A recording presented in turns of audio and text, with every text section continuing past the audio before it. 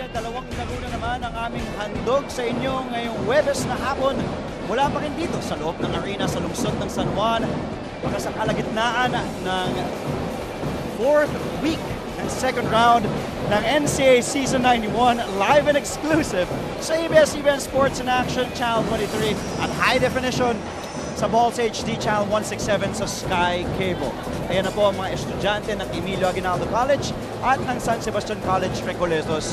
Dahil ang maglalaro sa unang laro natin ngayon ay ang San Sebastian College Recoletos Golden Stags kontra sa Emilio Aguinaldo College Generals. At mamaya naman, it will be the 5-time defending champs San Beda College Red Lions taking on the Lyceum of the Philippines University Pirates. Hello mga kapamilya, Luzon, Visayas at Mindanao at sa ating mga kababayan sa buong mundo via the Filipino channel para po sa ABS-CBN Sports. Ako po si Andre Felix on the call along with Mikey Reyes. Medyo nauubo po akong Mikey. But you know, it's been a while that you and me have been in the panel. Ito na naman tayo together once again. Oo nga pero unang-una, good afternoon Andre, good afternoon sa lahat ng mga nanonood sa amin ngayon.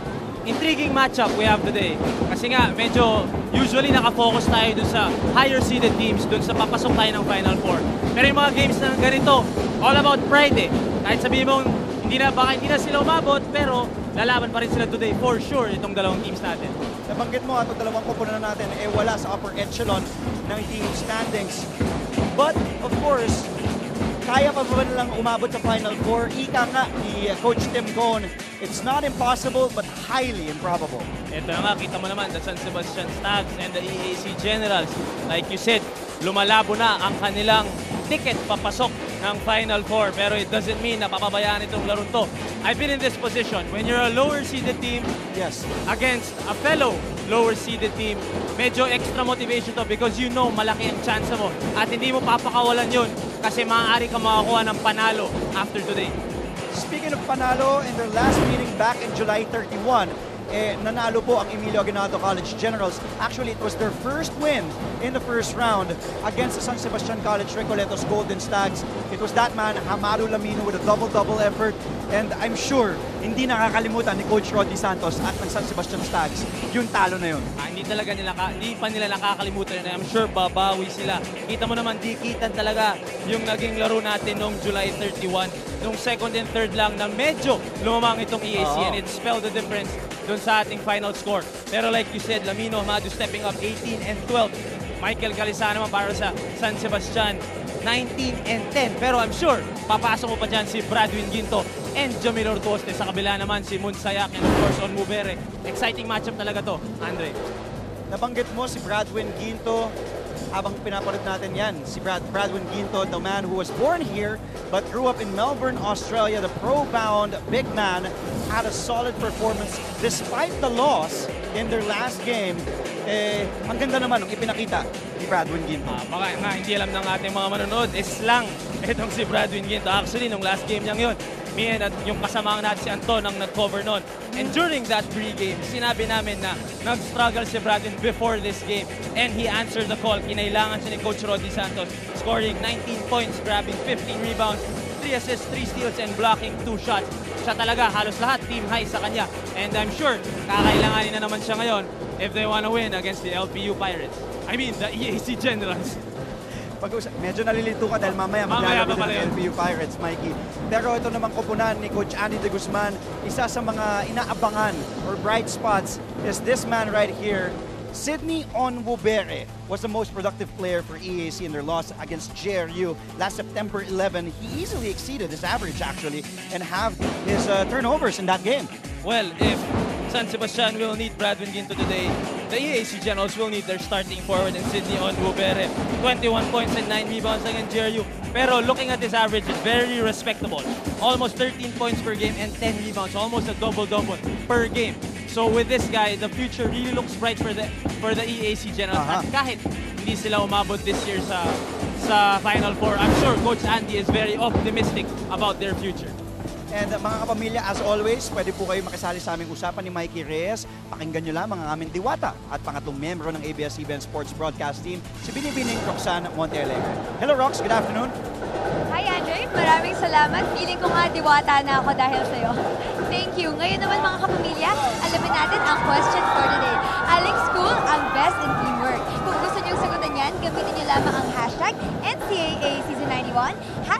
#galing SSCR at #galing EAC. At syempre, kung gusto nyo tingnan ang team rankings nyo, sumilip lamang sa sports.abs-cbn.com. At syempre, huwag nyo rin kakalimutan kami sa mga social media posts nyo.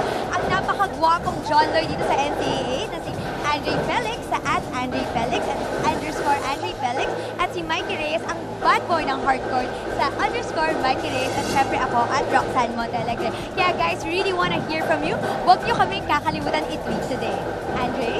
Tama yun, Roxanne. Mukhang kinikilig yung dalawang katabi mo, no, Mikey? Kasi naman, kung katabi ko rin ng diwata ng NCAA, talagang malaki ang ngiti ko nun.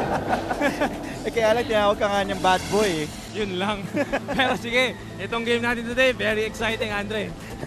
Sa aming pagbabalik ni Mikey Reyes, ito na po, labanan sa pagitan ng San Sebastian College Recoletos Golden Stags at ng Emilio Aguinaldo College Generals. Dito lamang sa NCAA Season 91, ilabas ang galing sa ABS-CBN Sports in Action.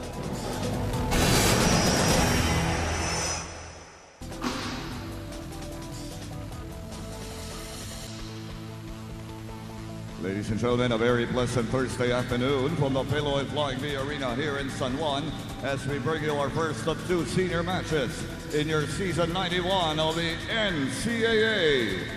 Let us meet the starters, beginning with the San Sebastian Golden Stags. At power forward number 14, Allen Bulanadi. Forward number 17, Alvin Capobres.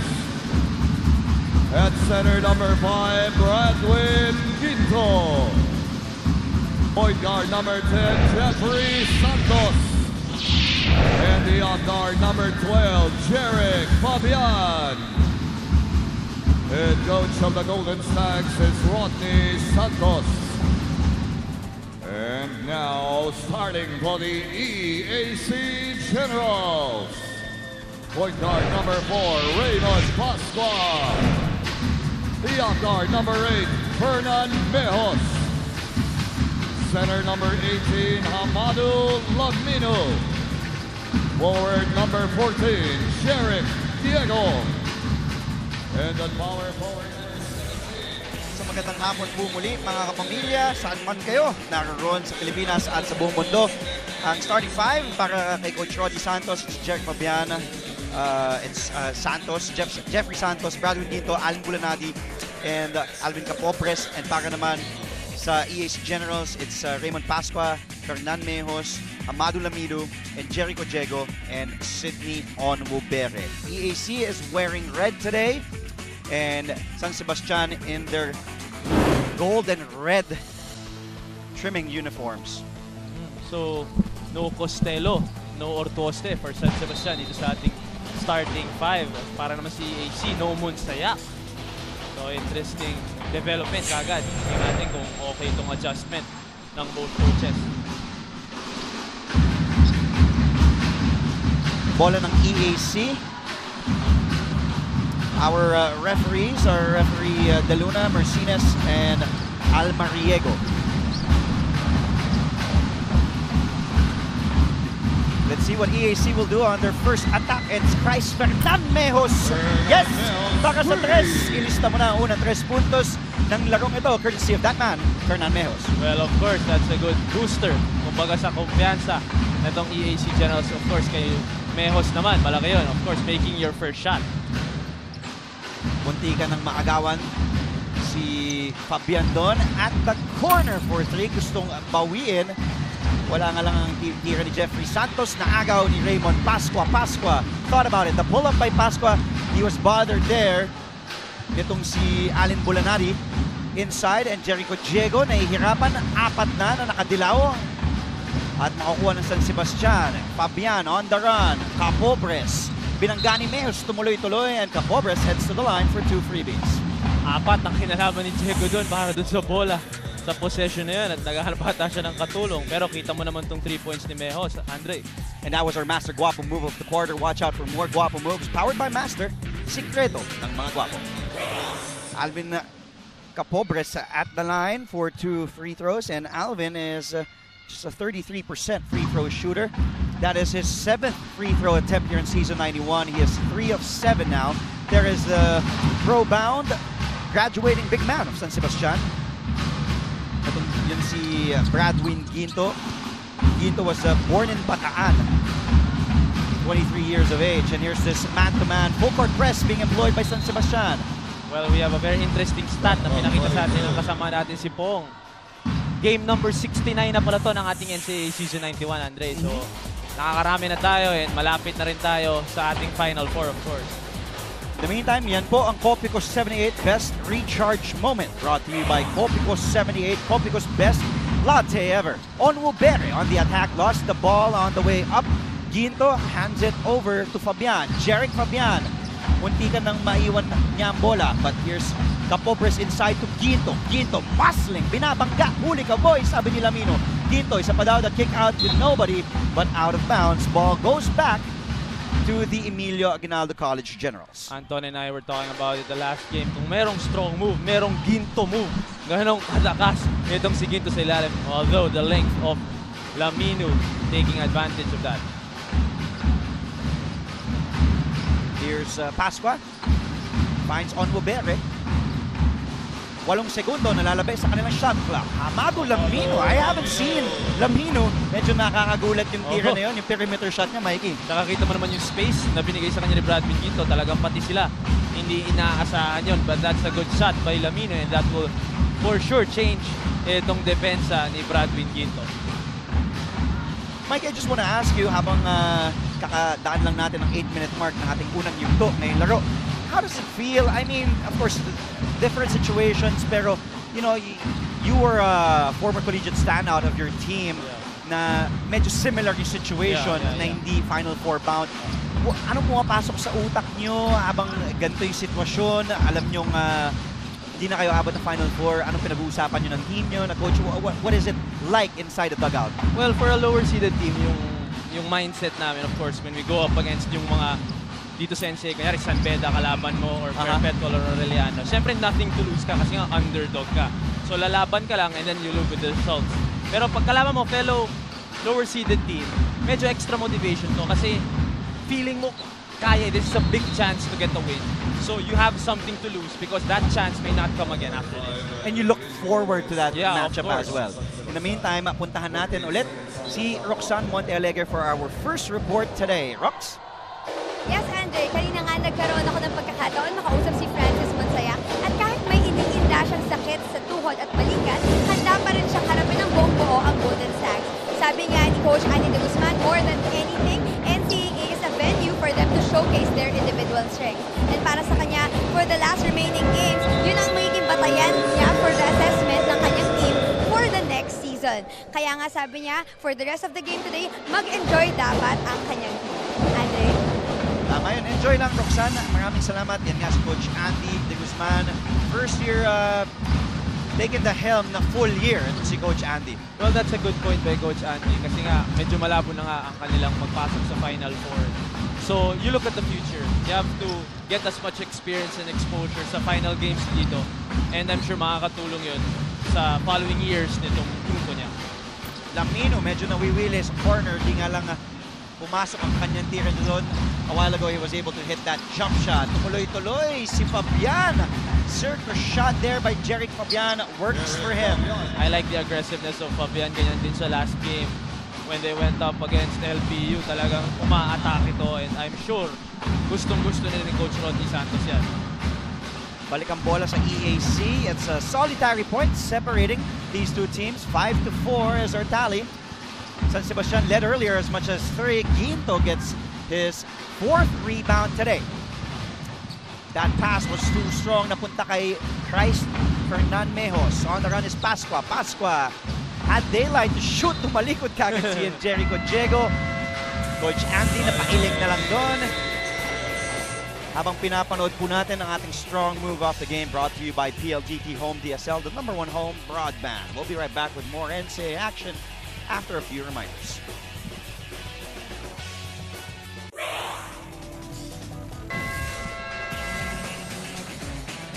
Back in September 11, San Sebastian took on the Arellano University Chiefs.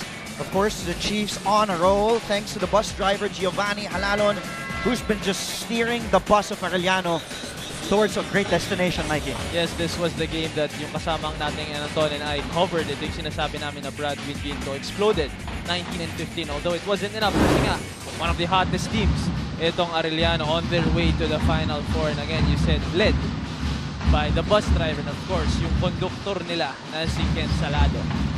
Pero big ano yun, big game yun for Ginto, especially for his confidence. Coming into this game nga, like what I said, feeling nila malaking chance nila dito makakuha ng panalo. They will need Ginto and company to get this win today. At Mikey, I think malaking bagay din na maganda yung ginawa ni Ginto na ganun. Kahit alam natin, it's his last year, of course, he's headed to the pros. It is also, tama yung sabi mo I think I couldn't have put it any better. Yung confidence booster yun for Bradwin. Oo, and pinag-uusapan nga namin last game because the game before that, nagsa-struggle ito si Ginto. If I'm not mistaken, he only took 4 shots. You're the senior, you're the veteran, they look up to you, they look for production from you. Tapos 4 shots ka lang. I'm sure kinausap to ni Coach Roddy Santos because that game, sobrang aggressive niya. And I'm sure carry over to dito sa game natin. Unang personal foul ang itinawag kay Jericho Diego, pangalawang team foul nitong EAC Generals. Kaya nga nasa linya ngayon si Allen Bulanadi. Allen Bulanadi at the line, 6 of 11. Make that now 8 of 13 from the line as Allen Bulanadi in season 91. There's that press still being employed habang pumasok na ang isa sa mga kinukumpara ko sa'yo, si Francis Monsayak. Ito nga si Francis Monsayak. Of course, the little general, the veteran point guard of EAC. And maganda yung pag-break nila ng press doon. Although, yun lang, medyo nag-turnover doon si the little general. At nakuha naman agad ni Onubere. Sydney on the attack and naubusan sila ng oras. It's been that kind of season para dito sa EAC, although they have had glimpses of success. As we take a look at on the right, ito yung kapatid ni Coach Rodney Santos I got to meet earlier. Pinakilala sa atin yan ni Coach Jamay Karin ng San Beda, who will be in action later on against Lyceum. That was a good runner for Jeric Fabian. He's also one of the bright spots na aabangan din natin sa NCAA in the years to come. And Fabian taking advantage of his height doon kay Monsayak. Inawanan niya kagad yan. I think Monsayak needs to do a better job. Mas malaki sa'yo yun. Mas mabilis ka. So, kailangan niyang habulin yun imbis na nagreklamo siya sa referee. On Wobere, the all-star was short on that attempt from the perimeter. It's also a great achievement for Sydney Wobere to be part of that all-star weekend. Bulanadi the pull-up. Ginto races down. Nakuha ni Mejos. Ngayon, here's Lamino off to their point guard, the little general Francis Monsayak, a former Red Cub. Francis off to Onwobere. Good seal by Hamadu Lamino. I want to see more of that from Hamadu Lamino in the years to come. And a good entry pass from Onwobere. So maganda yung play doon ng EAC and we will see kung gagamitin nila yun. Pero San Sebastian using this big lineup against the EAC Generals. Kita mo naman si Santos na ang pinakamalit sa kanila. And Fabian is the one bringing the ball down. Mintes si Capobres mula sa labas. Monsayak, he's not gun shy. He will fire away. At ilista mo na ang unang 3 puntos ni Francis Monsayak. And Monsayak getting that 2 points na binigay niya kay Fabian back with a 3-pointer of his own. Ito yun. Ito yung sinasabi kong naiwan si Monsayak at binawi naman niya doon. Pero ito, kita mo naman Fabian with the fast play of the game brought to you by PLDT Home DSL, the #1 home broadband. And here's our strong move of the game, brought to you also by PLDT Home DSL, the #1 home broadband. Mario Bonleon getting ready to check in the ball game. Mario Bonleon for Jeric Diego. Foul was called on Jericho Diego. Pangalawa na yan ni Diego. Pangatlong team foul ng EAC. There is Mario Bonleon, the rookie. Si Bonleon from Davao City. Went to high school in San Sebastian, ironically. And so staglit pala to dati na umangat dito sa ating seniors division ng NCAA. Allen Bulanadi, perfect so far at the line. He is also from Davao City and went to high school sa Assumption College of Davao, taking up the business management.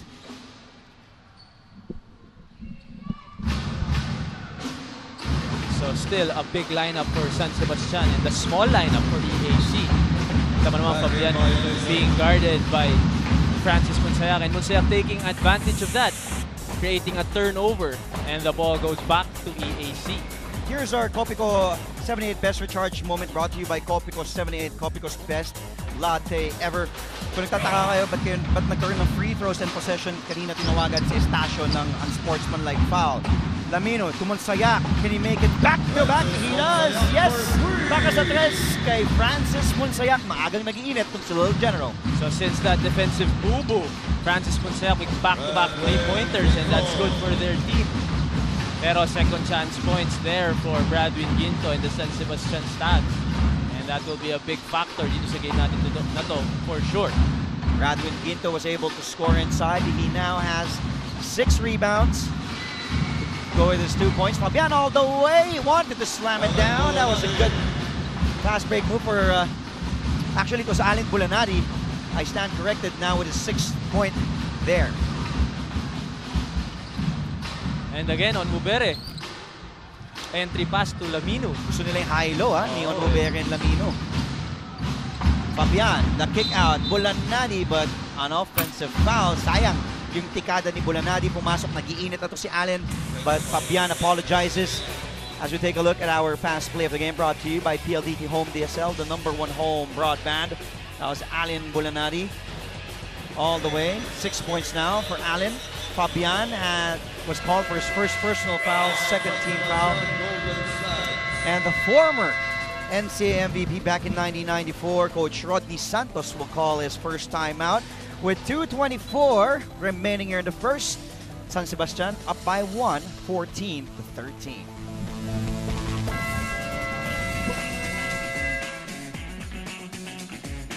Jerry Fabian. Display dito natin graphics. Pero ito yung sinasabi ko last game, the aggressiveness of Jeric Fabian. 17 points, 6 of 11 from the field, 3 rebounds and 3 assists. So ito yung kinakailangan na tulong with na katulad ni na Bradwin Ginto and Jamiro Tuoste, Jeric Fabian really stepping up sa last game nila against AU. Itong katabi kong statistician, si Gilbert, pinapakita niya ang kanyang sapatos dahil ready na siya mag-basketball mamaya. Wow, Steph Curry! Oh, ganda naman yan. Ganda naman yan. Laro tayo mamaya. Mahal na mahal yan, ha? Sabi ni Westin Naval, good luck EAC sa game nyo against Baste. Sugod, laban, general. Talaga namang avid supporter ito, si Westin ng EAC General. Ginto already has 8 rebounds. On Muberi, who missed earlier. On Muberi with the steal there. Munsayak, he just wants to keep on firing. He sees an opening. Ganda. Binitbit pa yun. Oh, what a clutch. Everything but the basket there for Munsayak. Tumatakbo naman ang Golden Stags. Bulanadi wanted to pass to Capobres, but he passes to Mejos. Munsayak again. Lamino misses there from point blank, but there is Mario Bonleon. The rookie who just checked in was able to get the 2 points. Yun ang mga tira nitong si Lamino na kailangan niyang i-convert. That was an easy basket down low, but buti na lang nandun si Mario Bonleon. Nabitawan naman ni Capobres. Nakuha ni ganda ng ikot ni Mejos. Ginto with the board. And Bonleon with a foul on Ginto. Una yan ni Mario Bonleon. Pang-apat na yan ng Generals. And Ginto not liking the aggressiveness of Mario Bonleon doon. Pero kita mo naman, talagang gusto niyang kunin. Pero si Bradwin Ginto, kita mo naman yung nag-flex Akin to, sabi ni Bradwin Ginto. Jamor Tuste, tulad ng binanggit mo, Ryan Costello, the usual starters ni Coach Rodney Santos ay hindi nagsimula. But they're in, pinasok. Pagkatapos ng 9 na minutos na laro ay they're in the game now. Itong si Ryan Costello, the pride of Marikina and the pride of Antipolo. Itong kababayan mo yan, itong si Jamil Ortuste. Well, I believe yung adjustment na to para dito sa last game nila kasi sa 4th quarter sila medyo bumibigay. So, ito medyo hindi pa pagod yung dalawang to pagpasok and they will last, I'm sure, hanggang 4th quarter. San Sebastian struggled to score in the final quarter like what you mentioned, losing to Arellano in that game, 86-76 last September 11.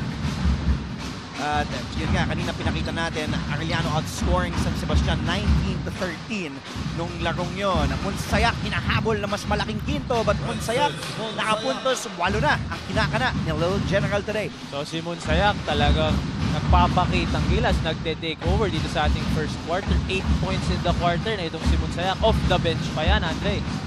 Instant offense ang pinapakita ni Monsayak para kay Coach Andy de Guzman. Lamnino grabs the rebound. Pangatlong rebound pa lang yan ni Hamadu. Gusto ko yung matchup ng Bradley Quinto against Lamino. Yung isa malapad, yung Weight isa naman, versus height eh. Actually. Monsayak binabantayan ng mas matangkad na si Jeffrey Santos. Monsayak to Bon Leon. They could not connect. Shot clock is there rather. And Monsayak, good foul to stop the break.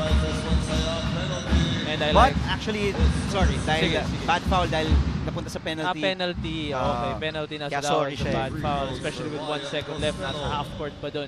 Itong si Costello, I'm sure, matututo itong si Francis Monsayak dun sa bad foul na yun. Kala ko good foul kasi he stopped the break. Tapos di pa penalty kanina yun pala. I thought that was their 4th team foul. Costello at the line, yes. And of course, being a point guard, you should be aware of your fouls to give for that specific quarter. But I'm sure the veteran that he is, babawi ulit yan katulad ng ginawa niya kanina. 8 straight points after that defensive bubo nitong si Francis Monsayak. And Ryan Costello, it's both free throws. There was that pride of Marikina. He learned how to play basketball at the age of 8 years old. Sama kanyang pinsan, nagpapabati din yan si Jeric Angeles. Speaking of bate, good afternoon kay Tay Teodoro, si Mr. Microwave, nakikinig ngayon. Si Mr. Microwave, wala naman yan sa 4th quarter umiinit yan. Si Tay. On Wobere with the last second read, no go. But EAC ang lamang ng isa, 17-16 in favor of the red shirts. The Emilio Aguinaldo College Generals. Monsayak off the bench with 2 triples with that 8 points, and it was that man naman, si Alin Bulanadi para sa San Sebastian College Recoletos Golden Stags. But Monsayak on fire, instant offense para kay Coach Andy de Guzman. They're up by 1, heading to our second quarter.